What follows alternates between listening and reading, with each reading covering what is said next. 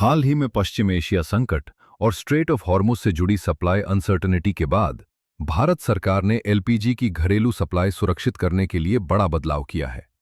Petroleum and natural gas ministry ने देश की रिफाइनरीज और अपस्ट्रीम कंपनीज के लिए पहली बार facility wise LPG production targets तय किए हैं। इसकी सबसे बड़ी वजह भारत की भारी इंपोर्ट डिपेंडेंस है।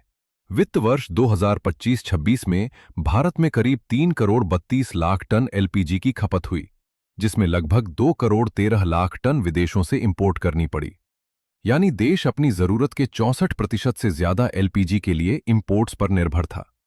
खतरा इसलिए बढ़ा क्योंकि इंपोर्टेड एलपीजी का बड़ा हिस्सा स्ट्रेट ऑफ हॉर्मुज से जुड़े समुद्री रूट्स के जरिए भारत पहुंचता रहा है।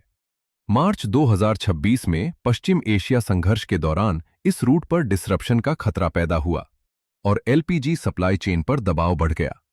इसी अनुभव के बाद सरकार ने इमरजेंसी इंटरवेंशन की जगह परमानेंट प्रिपेयर्डनेस का रास्ता चुना है। नए फ्रेमवर्क के तहत कुल 63,810 टन प्रतिदिन एलपीजी प्रोडक्शन पोटेंशियल तय किया गया है, जो देश की दैनिक खपत के करीब 70% के बराबर है। रिलायंस इंडस्ट्रीज की जामनगर डीटीए रिफाइनरी को सबसे बड़ा 18,000 टन प्रतिदिन का टारगेट मिला है। 18 पीएसयू रिफाइनरीज के लिए संयुक्त टारगेट 31,470 टन प्रतिदिन रखा गया है, जबकि नायारा एनर्जी की वाडीना रिफाइनरी को 4,480 टन का टारगेट मिला है। ओएनजीसी और गेल जैसी अपस्ट्रीम कंपनीज के लिए संयुक्त टारगेट 6,460 टन प्रतिदिन है। सरकार ने केवल प्रोडक्शन बढ़ाने को नहीं कहा है। कंपनियों को एलपीजी स्टोरेज, इवैक्यूएशन और रोड तथा रेल ट्रांसपोर्टेशन की पर्याप्त क्षमता भी बनाए रखनी होगी। जरूरत पड़ने पर refineries naphtha to LPG conversion और एफसीसीयू ऑप्टिमाइजेशन के जरिए एलपीजी आउटपुट बढ़ाएंगी। इन टारगेट्स की समीक्षा हर साल 1 जनवरी और 1 जुलाई को होगी।